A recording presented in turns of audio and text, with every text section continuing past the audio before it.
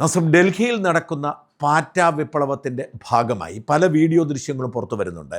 ഒരുത്തൻ മനോരമ ന്യൂസിന് കൊടുത്ത ഒരു വീഡിയോ ദൃശ്യം ഇന്നലെ വളരെയധികം വൈറലായിരുന്നു. അവനിതിനെ കാണുന്ന അള്ളാഹുവിൻ്റെ അന്ത്യ ദർശനം എന്ന നിലയിലാണ്. അതായത് ലോകം അവസാനിക്കാൻ പോകുന്നു, പാറ്റകളിലൂടെയാണ് ലോകം അവസാനിക്കേണ്ടത്, അതുകൊണ്ട് അവൻ ഇതിനോടൊപ്പം പങ്കുചേരുന്നു എന്നാണ് പറയുന്നത്. ഇത്തരത്തിൽ ദുർവ്യാഖ്യാനം ചെയ്യുന്ന നിരവധി പേരുണ്ട്. ഇവനെ ഇറക്കി വിട്ടത് നമ്മുടെ ആരിഫ് ഹുസൈൻ ആണ് എന്നൊക്കെ പറയുന്ന ആളുകൾ വേറെയുണ്ട്. ഇതിനൊപ്പമാണ് ഇന്നലെ വേറൊരുത്തൻ്റെ പ്രകടനം. അവനങ്ങ് ആവേശം കൊള്ളുന്ന വ്ളോഗറാണ്. ഓക്കെ അനസ് എന്നാണ് അവൻ അറിയപ്പെടുന്നത്. അവൻ സോഷ്യൽ മീഡിയയിൽ വളരെ സജീവമാണ്. അവനങ്ങ് ആവേശഭരിതനാവുകയാണ്. അവനിങ്ങനെ പാറ്റകൾ ബഹളം വെക്കുന്നു, അടിപൊളിയായിട്ട് പോകുന്നു, മുമ്പോട്ട് പോകുന്നു. ഇതങ്ങോട്ട് പോയ മോദിയെ കൊല്ലും, ഹൈക്കോടതി കത്തിക്കും, പാർലമെന്റ് തകർക്കും, അങ്ങനെ വലിയ ആവേശം. എന്നിട്ട് അവൻ പറയുകയാണ് അവൻ നേരിട്ട് പങ്കെടുത്തിട്ടുണ്ട് നേപ്പാളിലെ കലാപത്തിൽ നിന്ന്. അതിനൊക്കെ ശേഷം ചില വള്ളിക്കെട്ടൊക്കെ ഉണ്ടാവും, അതൊന്നും വിഷയമല്ല എന്ന് പറഞ്ഞ് അവൻ ആഹ്ലാദചിത്തനാവുകയാണ്. ഡൽഹിത്തെ പ്രൊട്ടസ്റ്റ് ഘട്ടങ്ങള് പോലീസുകാരെ അടിച്ചിട്ട് കുത്തി ഇതാക്കണങ്ങള് ഭയങ്കര ഹരാടാ. കയ്യിലോല് പോയി പങ്കെടുക്കേ. കാരണം കഴിഞ്ഞല്ലോ സെപ്റ്റംബറിൽ നേപ്പാളിൽ നിന്ന് എത്ര പോലീസുകാരെ തലറിഞ്ഞ് പൊട്ടിച്ച കയ്യാന്നറിയത്. എറിയന്നെ നിങ്ങൾ കണ്ടില്ലേ? ഓ എന്ത് ആരാന്നറിയാം. പക്ഷെ കുറച്ച് കഴിഞ്ഞാൽ വള്ളി വരുള്ളൂ. അന്ന് ഞാൻ മാത്രമല്ലേ അവിടെ കേരളത്തിൽ നിന്ന്. അപ്പളാ വള്ളി വന്നേ. ഇതിപ്പോ നമ്മൾ ഇന്ത്യക്കാരെല്ലാരും ഇല്ലടാ. കുറെ ആൾക്കാരുണ്ടാവുമ്പോ എന്തിനാ പേടിക്കണേ? എനിക്ക് നല്ല പൂതി ഉണ്ട് ഡൽഹിക്ക് പോകാൻ. പക്ഷെ ഞാൻ എന്താ പോകത്തുന്നറിയാം. ഒരു ആഴ്ച മുമ്പ് ഞാൻ നാട്ടിൽ വേറെ ടർഫ് കളിച്ചിട്ട് കുണ്ടിത്തി വീണു. അവിടെ എല്ലാം കുത്തിയാണ്. അപ്പൊ ഡോക്ടർ പറഞ്ഞു 2 ആഴ്ചക്ക് മറ്റേന് മാത്രമല്ലാതെ ഇത് യൂസ് ചെയ്യരുത്. അതുകൊണ്ട് മാത്രം നിങ്ങളൊന്ന് ആലോചിക്കാൻ. ഞാൻ അഥവാ പ്രൊട്ടസ്റ്റിനൊക്കെ പോയിട്ടുണ്ടെങ്കിലേ അഥവാ ഞാൻ സേഫ് ആയിട്ട് നിൽക്കലുള്ളൂ. ഞാൻ അഥവാ ആരെങ്കിലും എന്താണ് ഇവിടെ നോക്കിക്കിടുന്നതാണ് കുണ്ടി കടിച്ചാലോ പിന്നെ നീച്ചെടുക്കാൻ കയ്യിലെ പറ്റൂ. അതുകൊണ്ടാണ് അല്ലെങ്കിലൊക്കെ നമ്മളെപ്പോഴും അവിടെ തിനി എടാ കയ്യിലൊക്കെ പോട്ടാ. എടാ ഇങ്ങനത്തെ പ്രൊട്ടസ്റ്റ് ഇതൊക്കെ ചിലപ്പല്ലേ ഹിസ്റ്റോറിക്കൽ ആവാൻ ചാൻസ് ഉണ്ട്. ഇപ്പൊ കഴിഞ്ഞല്ല നേപ്പാൾ, അതിന്റെ മുമ്പത്തല്ല ശ്രീലങ്ക, അതിന്റെ മുമ്പത്തല്ല ബംഗ്ലാദേശ്. ഈ കൊല്ലം എന്തുകൊണ്ട് ഇന്ത്യ ആയിക്കൂടാ? അള്ള പഞ്ചാബികളൊക്കെ അത് ഇറങ്ങിന്. ഇനിയിപ്പോ ബീഹാരികളും കൂടി വന്നാൽ കണക്കായി. ബീഹാരികൾ വന്നാൽ പിന്നെ നിങ്ങൾക്ക് അറിയില്ല മറ്റേ കൊല്ലക്കാരമാതിരി അടിച്ചിട്ട് ഓരോരുത്തർ പോലീസുകാരുണ്ടാവും. ഇങ്ങനെ ജിമ്മിന്റെ വരെ ഇങ്ങനെ കാക്കുണ്ടാവും പോലീസുകാരെ പിടിച്ചാണ്ട്. ഓ എന്തൊരു തല. ഫസ്റ്റ് ദിവസമൊക്കെ കുട്ടിയൊക്കെ കിട്ടുന്ന കണ്ടിട്ട് ആകെ ചോര കൊലിച്ചിട്ട് ഭയങ്കര സങ്കടം. പിന്നെ അങ്ങോട്ട് ആൾക്കാർ തിരിച്ചെല്ലാം തുടങ്ങിയില്ലേ. ആ പഞ്ചാബിയുടെ അടുത്തൊക്കെ നല്ല ഡബിൾ വയറിൽ സാധനം ഉണ്ടാവും. അതൊക്കെ എടുത്തിട്ട് ഇങ്ങനെ ടക്ക ടക്ക ടക്ക ടക്ക. എന്റെ അഭിപ്രായത്തിലേ ഞാൻ ഇന്നലെ ഈ കുറെ റീൽസ് കണ്ടിട്ട് ഞാൻ ഉറങ്ങി. എനിക്ക് എന്താ വെച്ചാൽ നമ്മൾ ഈ സ്വപ്നം എങ്ങനെ കാണില്ല, ഉറക്കത്തിന്റെ മുമ്പ് നമ്മൾ എന്താണോ കുറെ ആലോചിച്ചത് അതാണ് നമ്മളെ സ്വപ്നത്തേക്ക് വരിക. ഇന്നലെ ഞാൻ എന്തൊക്കെയോ ഉറക്കത്ത് കാണണേ. ഞാനും പിന്നെ എന്റെ ചങ്ങായി ഡിച്ചൂസും അൽത്താഫും കൂടി ഞങ്ങൾ 3 ആൾ ഒരു PNG ആയിട്ടൊക്കെ പോയിട്ട് മറ്റേ പാർലമെന്റ് ഒക്കെ പൊട്ടിക്കണത്. എടാ അതൊക്കെ ചാൻസ് ഉണ്ട് കേട്ടാ. ഇന്ത്യന്റെ മറ്റേ ഡെമോക്രസിന്റെ ആ ബുക്ക്, പാർലമെന്റ്, ഹൈക്കോർട്ട് ഒക്കെ കത്തിക്കാൻ ചാൻസ് ഉണ്ട്. കാരണം എന്താ ഈ ജൻസികള് പ്രൊട്ടസ്റ്റിന് ഇറങ്ങി അങ്ങനെ ഒരു പ്രശ്നം ഉണ്ടാ. മറ്റേ ബാക്കിയുള്ള വലിയ ആൾക്കാർ ഇറങ്ങിയിട്ടുണ്ടെങ്കിൽ ഒരു കുട്ടികളെ മക്കളൊക്കെ ആലോചിക്കും. ഇവർക്ക് എന്താ ആലോചിക്കാനേ? അങ്ങോട്ട് അടിച്ചു കഴിഞ്ഞ നേപ്പാളിലെ മറ്റേ ഇവിടെ കണ്ടില്ലേ പാർലമെന്റിന്റെ മുമ്പിൽ ആ മറ്റേ പ്രധാനമന്ത്രി ഇരിക്കുന്ന അവിടെ കണ്ട് മൂത്രയിക്കണേ, ഓരോരുത്തർ കിസ് അടിക്കണേ. അങ്ങനത്തെ പല പല സീന് വരാണ്ടാ. പോയി പങ്കെടുക്കടാ. ഞാൻ ഒരാഴ്ചയും കൂടി കഴിയട്ടെ, ഇതൊന്നും മാറട്ടാ. അത് നല്ലപോലെ ഇരിക്കാൻ തന്നെ കഴിയില്ല. അടിയിൽ സ്പോഞ്ച് വെച്ചാണ്ട് ഇരിക്കണം. അറിയോ എല്ലിന് പ്രശ്നമാടാ. കളിക്കാൻ പോലും ഒരു കളിച്ചിട്ട് എത്ര കാലമായി അറിയോ.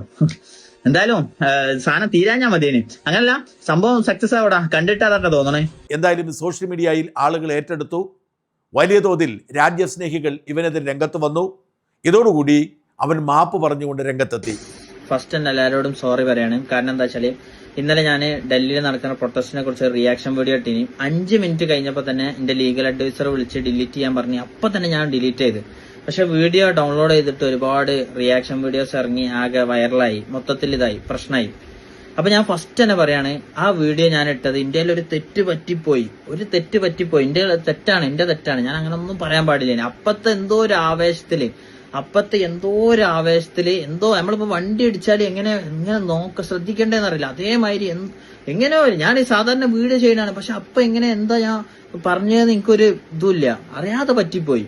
അപ്പൊ അതിന് ഞാൻ എല്ലാരോടും സോറി പറയാണ്. കാരണം എന്താ വെച്ചാൽ ഒരുപാട് ആൾക്കാർ കേസ് കൊടുത്ത്, ഒരുപാട് ആൾക്കാര് മറ്റേ ഡൽഹി പോലീസിനെ മെൻഷൻ ചെയ്യണം, അങ്ങനെ ഒരുപാട് കാണി. കാരണം എന്താ വെച്ചാല് നമ്മള് കേരളക്കാരല്ലടാ. ഒരു തെറ്റ് പറ്റിപ്പോയാൽ നമുക്കൊന്ന് ക്ഷമിച്ചൂടെ? ഒരു തെറ്റല്ലേ. ഞാന് എന്തെങ്കിലും ഞാൻ മതകീയായിട്ട് എന്തെങ്കിലും വീഡിയോ ചെയ്യലുണ്ട്, രാഷ്ട്രീയമായിട്ട് ഞാൻ ആരെയും കളിയാക്കലില്ല. ഞാൻ എന്റെ വ്ളോഗ് ഇടലുണ്ട്, പിന്നെ ഇൻസ്റ്റയിൽ അങ്ങനെ ഓരോ റിയാക്ട് ചെയ്യലുണ്ട്. അങ്ങനത്തെ ഓരോ കാര്യങ്ങളല്ലേ ഞാൻ ചെയ്യലുള്ളൂ. അല്ലാതെ ഞാൻ എന്റെ തെറ്റാണ്. അതുകൊണ്ടാട്ടെ ഞാനിങ്ങനെ ഇത് പറയണത്. മറ്റേ സോഷ്യൽ മീഡിയയിൽ വന്നിട്ട് മാപ്പ് പറയണത്. സോഷ്യൽ മീഡിയയിൽ ചെയ്തൊരു തെറ്റാണ്. അത് ഞാൻ തിരുത്തി ഡിലീറ്റ് ചെയ്തിന് 5 മിനിറ്റിന്റെ ഉള്ളിൽ. പക്ഷെ അത് സ്പ്രെഡായി. ഇപ്പൊ പറഞ്ഞിട്ട് കാര്യമില്ല. അപ്പൊ ഞാൻ സോറി പറയാം. കാരണം എന്താ വെച്ചാല് ഞാൻ എന്റെ പേര് ഓക്കെ അനാഷ് എന്നാണ്. എന്റെ ശരിക്കത്തെ പേര് മുഹമ്മദ് അനസ് എന്നാണ്. ഞാൻ ആ പേര് പോലും ഞാൻ ഇതിലിടല്ലേ. കാരണം എന്താ വെച്ചാല് നമ്മളെ വീഡിയോ എന്നുള്ള എല്ലാരും കാണുന്നതാണ്. കുറെ ആൾക്കാര് രാജ്യദ്രോഹി, തീവ്രവാദി, സുഡാപ്പി എന്നൊക്കെ വിളിച്ചിട്ടുണ്ട്. എന്താ വെച്ചാൽ ഇതൊക്കെ പാടെ നമുക്ക് കേൾക്കുമ്പോൾ നമ്മളെ മാനസിക നില തെറ്റുണ്ടടാ. നമ്മള് മെന്റലി ഇനി എന്താ ചെയ്യാ, അങ്ങനെ മേലക്ക് ആലോചിക്കുക. കാരണം എന്താ വെച്ചാല് ഒരു സോഷ്യൽ മീഡിയയിലുള്ള ആൾക്കാർ മുഴുവൻ മെസ്സേജ് അയക്കുക, കോള് ഇന്നിപ്പോ 1000 കോള് വന്നതേക്ക് ഓലൊക്കെ വിളിക്കുന്നതാണ് തീവ്രവാദി, സുഡാപ്പി, അങ്ങനെ. അപ്പൊ നമ്മളെ മൈൻഡ് ഇങ്ങനെ മാറുക, ഇനിയിപ്പോ മരിച്ചാലോ, അങ്ങനത്തെ ഒക്കെ തോട്ട് വരിക നമ്മളെ മൈൻഡിക്ക്. അപ്പം ദയവേത് അങ്ങനല്ല, ഞാനെന്താ വെച്ചാല് സോറി പറയാണ്. കാരണം തെറ്റ് പറ്റിപ്പോയി. നമ്മള് കേരളക്കാരല്ലടാ, നമുക്ക് ക്ഷമിച്ചൂടെ? നമ്മള് എന്താണ് ചിലപ്പോ ഇതിൽ നിങ്ങള് എനിക്കൊരു പാർട്ടിയും ഇല്ല. നമ്മള് UDF, LDF, ഏതെങ്കിലും ഒരു വീഡിയോ ഉണ്ടോ ഞാൻ ഏതെങ്കിലും പാർട്ടിനെ കുറ്റം പറയണേ, എന്തെങ്കിലും റിയാക്ഷൻ വീഡിയോസ് ചെയ്യാന്നല്ലാതെ ഞാൻ അങ്ങനത്തെ ഒരു ഇതല്ല. അപ്പൊ നിങ്ങൾ അങ്ങനൊന്നും ഇത് വെക്കരുത്. കാരണം എന്താ വെച്ചാൽ ഈ നാഷണൽ വള്ളി എന്ന് പറഞ്ഞാൽ ഭയങ്കര സീനാണ്. അങ്ങോട്ടേക്കൊക്കെ മെൻഷൻ പോയി അങ്ങനെ വീഡിയോ ഇട്ട് പോയിട്ടുണ്ടെങ്കിൽ ഭയങ്കര സീനാണ്. കാരണം എന്റെ ഒരു തെറ്റ് പറ്റിപ്പോയി, ഞാൻ പറഞ്ഞില്ലേ, സോറി. ഇനി ഇങ്ങനത്തെ ഇതുപോലത്തെ ഈ രാഷ്ട്രീയപരമായിട്ടുള്ള സാധനങ്ങളൊന്നും ഞാൻ ചെയ്യണമില്ല, ഒന്നും ഇതാക്കണമില്ല, നിർത്തി. കാരണം എന്താ വെച്ചാല് ആകെ മെന്റലിയടാ, ആകെ ഒരു സുഖം കിട്ടില്ലടാ, ഭയങ്കരടാ. അപ്പൊ എല്ലാരോടും സോറി. ഇനി ഇങ്ങനത്തെ ഒരു സാധനം ഞാൻ എന്തായാലും ഇങ്ങനത്തെ ഒരു സാധനം ഞാൻ ഇനി തൊടൂലടാ, സോറി. പക്ഷെ ഒരു കാര്യം പറയാതിരിക്കാൻ നിവൃത്തിയില്ല, നിന്റെ മാപ്പും കോപ്പുമൊന്നും സ്വീകാര്യമല്ല. നിന്റെ ഉള്ളിലിരിപ്പാണ് പുറത്തു വന്നത്. ഇന്ത്യ മഹാരാജ്യം ബുൾഡോസർ കൊണ്ട് തകർക്കണം, അവിടെയൊക്കെ ആരെങ്കിലുമൊക്കെ അധിനിവേശം നടത്തണം എന്നാഗ്രഹിക്കുന്ന രാജ്യദ്രോഹികളായ ഒരു കൂട്ടം പേർ ഈ നാട്ടിൽ ജീവിക്കുന്നുണ്ട്. അവർക്ക് രാജ്യസ്നേഹം എന്ന് പറയുന്നത് ലവലേശമില്ല. അവരുടെ ശത്രു മോദിയാണ്. അവർ ആഗ്രഹിക്കുന്നത് മോദിയുടെ വീഴ്ചയാണ്, അതിലൂടെ രാജ്യത്തിൻ്റെ വീഴ്ചയാണ്. അവർ നുണ പറഞ്ഞുകൊണ്ടും വ്യാജ പ്രചരണം നടത്തിക്കൊണ്ടും ഈ രാജ്യത്തെ തകർക്കാൻ പലതവണ ശ്രമിച്ചു. രാജ്യത്തെ ഭിന്നിപ്പിച്ചു നിർത്തുന്നതിലാണ് ഇവരുടെ നോട്ടം. അവർ എക്കാലത്തും എന്തെങ്കിലും അപ്രസക്തമായ വിഷയങ്ങൾ ഏറ്റെടുത്ത് അത് വലിയ വിഷയങ്ങളെ കത്തിച്ചു നിർത്തും. എന്നിട്ട് അവർ കുറ്റം പറയുന്നത് മോദിയെ, വലിയ വായിൽ സംസാരിക്കുന്നത് ജനാധിപത്യത്തിന് വേണ്ടി. പക്ഷെ അവരുടെ ലക്ഷ്യം ഈ രാജ്യമാണ്. ഇത് തകരണം, ഈ രാജ്യത്തിൻ്റെ ഭരണമില്ലാതാകണം, ഇവിടെ അരാജകത്വം ഉണ്ടാവണം, ഇവിടെ കലാപമുണ്ടാവണം, ഇവിടെ അസമാധാനമുണ്ടാവണം. ഇത്തരം വൃത്തികെട്ട സങ്കല്പമുള്ള മനുഷ്യൻ്റെ അപ്രതീക്ഷിതമായ പ്രതീക്ഷയാണ് ഇത്തരം വീഡിയോ കൊണ്ട് പുറത്തു വരുന്നത്. മാപ്പ് പറഞ്ഞാലൊന്നും തീരുന്നതല്ല ഈ കുറ്റകൃത്യം. മനസ്സിലിരിപ്പ് ഇന്ത്യയുടെ തകർച്ചയാണ്, ഭരണഘടന കത്തിക്കലാണ്, ഹൈക്കോടതി അടക്കമുള്ള നിയമ സംവിധാനങ്ങൾ ഇല്ലാതാക്കുന്നതാണ്, ഭരണാധികാരികളെ കൊല്ലുന്നതാണ്, പാർലമെൻറ്റ് ആക്രമിക്കുന്നതാണ്. അങ്ങനെ ഈ രാജ്യത്തെ ഇല്ലാതാക്കാൻ സ്വപ്നം കാണുന്നത് കൊണ്ട് അപ്രതീക്ഷിതമായ സാഹചര്യം ഉണ്ടായപ്പോൾ പ്രതീക്ഷ കൈവരികയും വിളിച്ചു പറയുകയും ചെയ്തതാണ്. ഇവിടെ ഒരു പ്രതിസന്ധി ഉണ്ടായാൽ, യുദ്ധാന്തരീക്ഷമുണ്ടായാൽ ഇത്തരക്കാർ നമുക്കൊപ്പം നിൽക്കും എന്നതിൻ്റെ ഒരു തെളിവുമില്ല.